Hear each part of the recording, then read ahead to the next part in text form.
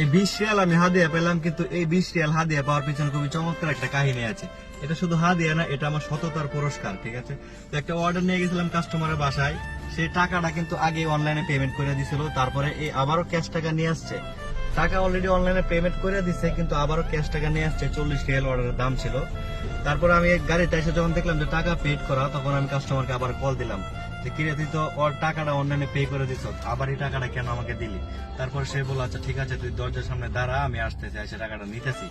ওইখানে সে আসার পর আমাকে বললো হাম্মাদ, আমি তো টাকা টোকা পেড করে নাই, তো এটা কিভাবে হয়েছে?